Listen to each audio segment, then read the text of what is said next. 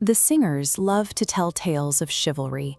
They describe immaculate knights, shining armor, and elegant duels fought for the purest of ideals, battered bone, and physical agony. In the year 209 AC, the future of the Iron Throne wasn't decided by a massive battlefield campaign. It was decided in a small market town called Ashford, right in the middle of a filthy puddle.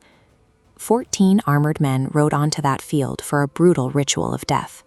But by the time the sun set, the greatest king Westeros never had would be lying dead in the dirt. The Trial of Seven at Ashford stands as the definitive test of those romantic illusions, an event where the myths of knighthood met the reality of the mud. At the center of this slaughter is Ser Duncan the Tall. Dunk is a massive, unknighted commoner who committed the ultimate offense. He used his fists on a royal prince. To protect an innocent puppeteer, Dunk beat Prince Aerion Targaryen. In response, the sadistic prince invoked an ancient, century-old Andal law to demand a trial of 7, a strict 7 versus 7 fight to the death. This diagram illustrates the sheer legal trap set for Dunk. Aerion easily filled his side of the scale with the most dangerous men on the continent, recruiting elite members of his royal family and fully armored knights of the Kingsguard. Dunk, an orphan from the slums of Flea Bottom, had no such leverage. To fill out his roster, he had to beg untrained strangers, vengeful victims, and glory hounds to stand beside him. The recruitment laid bare the rot inside the highborn class. At the 11th hour, a knight Dunk considered an ally, Sir Stephen Fossaway, switched over to Aerion's side simply because the prince promised him a lordship. Westerosi justice functioned as a legal mechanism to execute a commoner while maintaining the theater of fairness.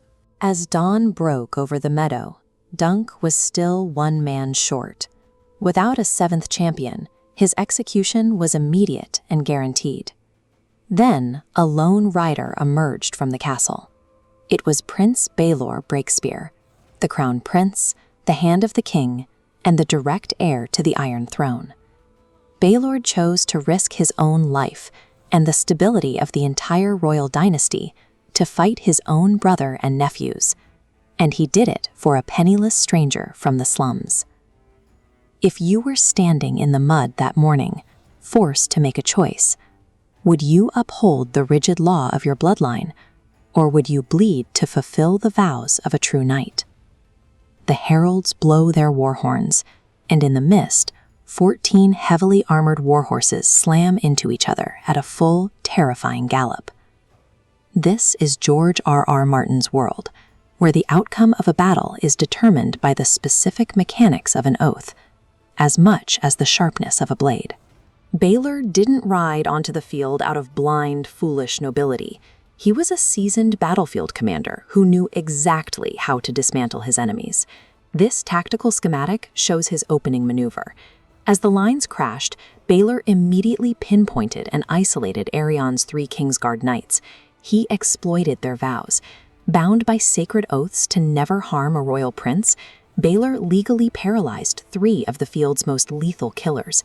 He turned their most unbreakable vows into a fatal tactical weakness, proving that highborn combat is won with ruthless calculation, not valor.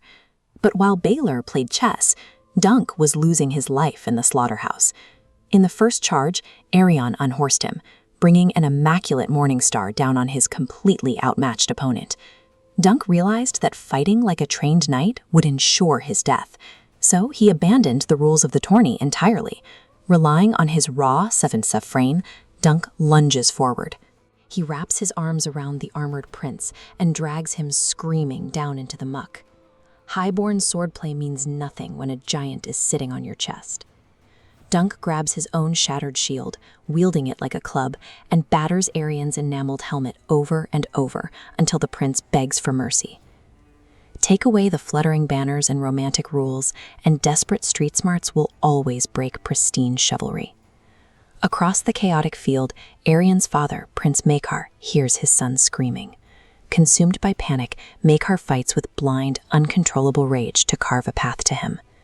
In that blinding fury, Maekar swings his mace wildly. He strikes the man standing in his way, his own brother, Baelor, directly in the skull. The blow goes entirely unnoticed in the adrenaline of the muck. Aerion yields, the trial ends in Dunk's favor, and the crowd erupts into cheers, oblivious to the catastrophe. Dunk approaches his savior to pledge fealty. But Baelor slurs his words.